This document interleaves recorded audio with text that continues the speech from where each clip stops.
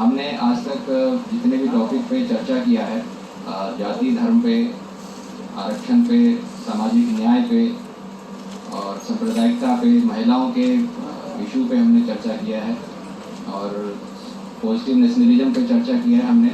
और इसके अलावा जितने भी टॉपिक पे हमने चर्चा किया है उसको हम थोड़ा सा एक बार रिवीजन भी करेंगे, रिवाइज करेंगे।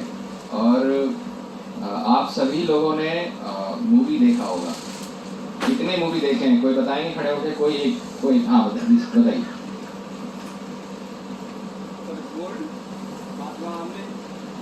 जी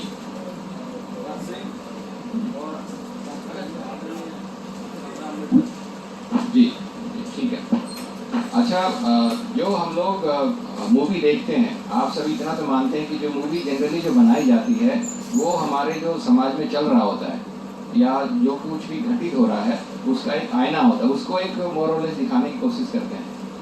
और जब भी हम मूवी को देखते हैं तो हमारे मन में कुछ न कुछ चीज़ें होती हैं। जैसे कि पहले पुराने ज़माने में आप बैठ जाइए, हम ये देखते थे कि जो नेता होते थे वो पूरे देश में ट्रेवल करते थे, पूरी अलग अलग गांव में गए, कभी ट्रेन से गए, कभी पैदल गए, कभी गाड़ी से गए, कभी टमटम से गए। इस तरह से वो लोग ट्रेवल करते थे, यानी कि वो देश को जानना चाहते थे। और आज का जो सेशन है, मैं ये मानता हूँ कि आपका जो मिला होगा ट्रेनिंग सेशन का जो शेड्यूल मिला होगा, उसके फर्स्ट पेज पर देखना, उसमें लिखा होगा लीडरशिप डेवलपमेंट प्रोग्राम, ऐसे करके लिखा होगा। यानी कि यहाँ पे जितने भी साथी बैठे हुए हैं वो सभी साथी लीडर हैं, उनको डेवलप करने के लिए ये 7 दिन का कार्यक्रम रखा गया है। यानी कि हमें जो थोड़ी बहुत जो हमें आती है, कुछ चीज़ें नहीं आती होगी, उनको थोड़ा सा और सीखना है, और जो आपको आती है वो हम सीखेंगे, जो हमें आता है वो आप सीखोगे। यानी कि ये इंटरेक्टिव सेशन होगा। और आज तक जो जितने भी टॉपिक अभी आपने देखे हैं उसमें क्या हुआ है कि वक्ता आके यहाँ पे बोलते हैं और उसके कुछ समय बाद आपका कुछ क्वेश्चन होता है तो उसका आप जवाब देते हो। आज का जो सेशन है थोड़ा सा उलट है। ये सेशन जो है, जो यहाँ पे बैठे हैं उनको ज़्यादा बोलना है और मुझे ज़्यादा नहीं बोलना है। कैसे करना है उसको समझते हैं। जैसे देखिए, हमारा जो देश है, आप सभी मानते हैं देश जो है किसी बाउंड्री का नाम नहीं होता है। देश जो है लोगों से बनता है, और सामाजिक, आर्थिक और राजनीतिक अगर हिस्सेदारी हम अपने लोगों को नहीं दे पाते हैं तो आप ये मान के चलिए कि आपका देश मजबूत कभी भी नहीं हो सकता है। इस देश की जो सबसे बड़ी आप खूबसूरती भी समझ सकते हैं या कमजोरी भी समझ सकते हैं, आप अपने हिसाब से इसको ऐसे समझिए कि इस देश में नाना प्रकार के, यानी कि अनेकों प्रकार के धर्म हैं, अनेकों प्रकार की जातियाँ हैं और उनकी अलग अलग मान्यताएँ भी हैं, उनकी अलग अलग संस्कार भी हैं। लेकिन आप ये सोचिए कि अगर कोई ये बोले कि मेरी जो संस्कार है वो सर्वश्रेष्ठ है, तब वो नुकसान हो जाएगा। अगर कोई ये बोले मेरा धर्म जो है सर्वश्रेष्ठ है, तब वो नुकसान हो जाएगा। यानी कि तब वो देश में हम एक साथ मिलकर नहीं बैठ सकते हैं, यानी कि हम देश को मजबूत नहीं कर सकते हैं। इसमें अगर आपको नेता बनना है तो सबसे पहले क्या होगा, अगर भारत में आपको नेता बनना है, भारत में आपको लीडर बनना है, यूथ लीडर बनना है, तो आपको भारत का जो सामाजिक ताना बाना है उसको समझने की ज़रूरत है। उसको समझे बिना आप आगे ज़्यादा कुछ नहीं कर पाएंगे, यानी कि लोगों को आप नहीं जोड़ पाएंगे।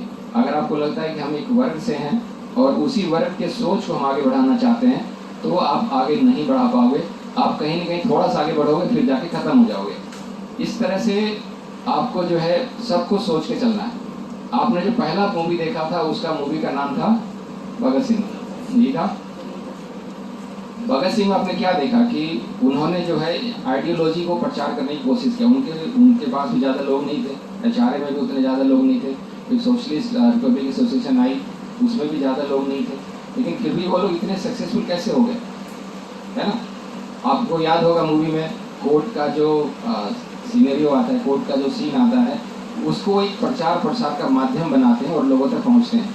और एक टाइम पे भगत सिंह जी महात्मा गांधी से भी ज़्यादा पॉपुलर हो गए, ये बात आप सब जानते हैं, है ना? फिर हम लोग मूवी देखा होगा, आप लोगों ने महात्मा गांधी के बारे में देखा होगा। महात्मा गांधी मूवी में हम इतना तो सीखते हैं, जो कांग्रेस था पहले, कांग्रेस एक तरह का इलीट क्लास का पार्टी था। इलीट क्लास का मतलब कोई बहुत बड़े वकील है, कोई बहुत बड़े मतलब बहुत अमीर आदमी है, बहुत वेल्दी आदमी है, बहुत ज़्यादा इन्फ्लुएंशियल है, वो जाके कांग्रेस में काम करता है। लेकिन जब महात्मा गांधी कांग्रेस में आते हैं तो कांग्रेस को कॉमन मासेस तक पहुंचाने का बहुत बड़ा काम करते हैं। ये बात तो हम लोग मानते हैं। आप महात्मा गांधी का विरोध करें, सपोर्ट करें, कुछ भी करें, लेकिन आप ये बात तो मानेंगे कांग्रेस को एक आम जन तक पहुंचाने का काम जो है महात्मा गांधी ने किया है ना। और दूसरा हमने देखा क्या, तीसरा मूवी क्या देखा, डॉक्टर बी आर अम्बेडकर के बारे में देखा। उन्होंने अपनी जिंदगी भर जिल्लतें सही, लोगों की नफरत सहा, लेकिन आपने देखा होगा कि उन्होंने अपनी शक्ति से सारा आइडियोलॉजी का प्रचार किया, लेकिन नफरत कभी नहीं किया किसी से। एक प्रोग्राम में देखा होगा ना, उन्होंने बोला था कि गैर ब्राह्मण लोगों को बुलाना है, अगर आप ये कहें कि ब्राह्मण लोग नहीं आएंगे इस ऑर्गेनाइजेशन का जो मीटिंग था उसमें, तब हम आएंगे। तो उन्होंने क्या कहा था कि हमें ब्राह्मणों से कोई बैर नहीं है, जो ब्राह्मणवाद है उससे हमें परहेज है, या उससे हमें उसको ठीक करने की ज़रूरत है, क्योंकि ब्राह्मणवाद सिर्फ ब्राह्मण से नहीं फैल रहा है, वो कुछ न हद तक हर जाति के लोग या हर इंसान कहीं पर उसको फैलाने की कोशिश कर रहे हैं। यानी कि आप ये समझिए कि इतना कुछ करने के बावजूद भी उनके जहन में नफरत नहीं था, वो सिर्फ चीज़ों को ठीक करना चाह रहे थे, है ना।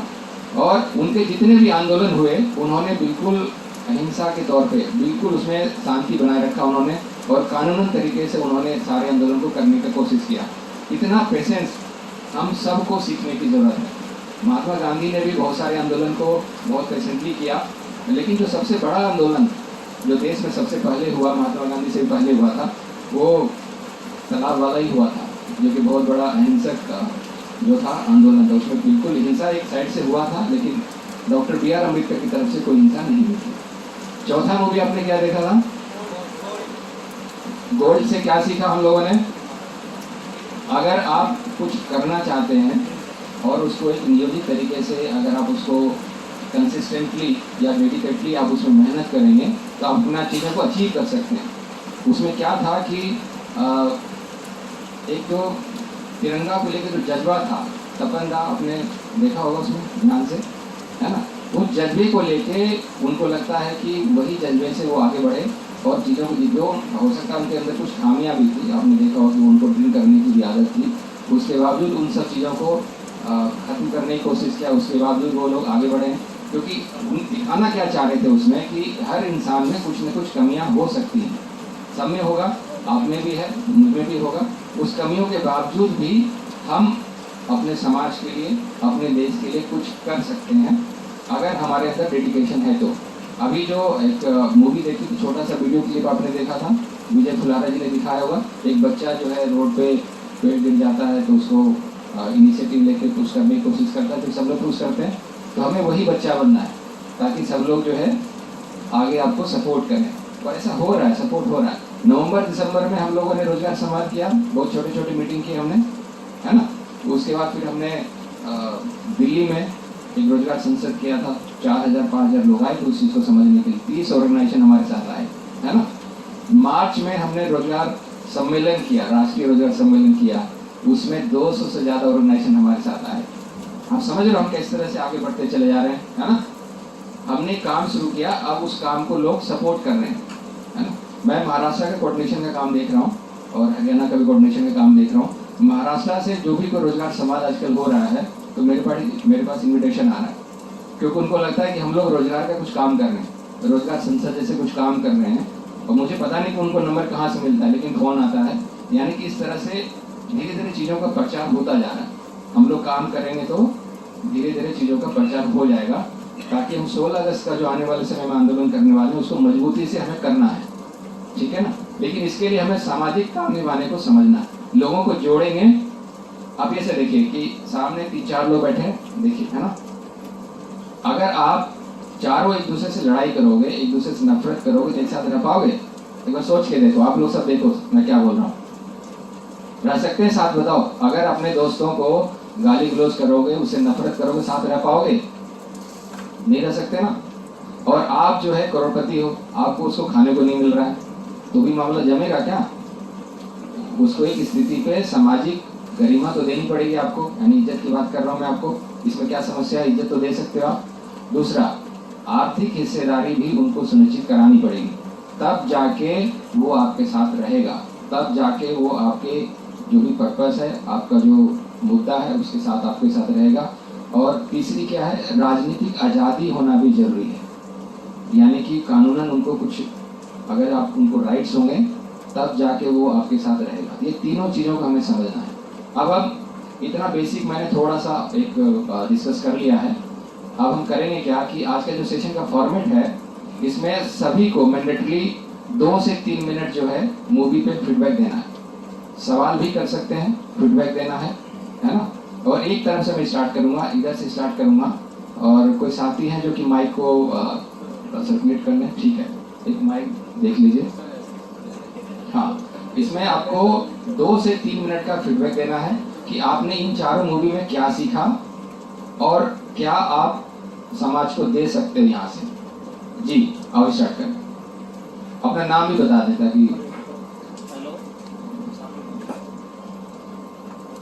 हेलो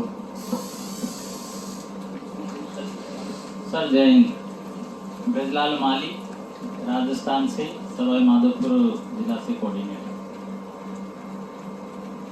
सर, मैंने डॉक्टर भीमराव अम्बेडकर जी की मूवी से ये सीखा है कि सब मिल कर के रहे, जाति पाति को मिटाए तो ही देश एक रहेगा और आगे बढ़ेगा। आगे। नमस्कार साथियों, मेरा नाम शरद शर्मा है, भोपाल से हूँ सर। मैंने मूवी देखी, चारों मूवी देखी है। गोल्ड देखी है, बाबा साहब अम्बेडकर पे देखी है, महात्मा गांधी जी पे देखी है और भगत सिंह पे देखी है। सर, इन चारों मूवी का एक मोटिव जो था मेन, जो मैंने समझा सर, हम कभी भी ना अपन अकेले काम नहीं कर सकते हैं सर। अकेले आप कहीं भी चले जाओ, अकेले आप काम कर ही नहीं सकते हो, पॉसिबल ही नहीं है। अगर आप उसी चीज़ को आप ग्रुप में करोगे, अपने संगठन के साथ करोगे तो आप उस मंजिल तक पहुंच सकते हो। इन चारों मूवी में सर यही एक बेसिक नोट था जो कि अकेले हम कर ही नहीं सकते हैं। जैसे बाबा साहब अम्बेडकर ने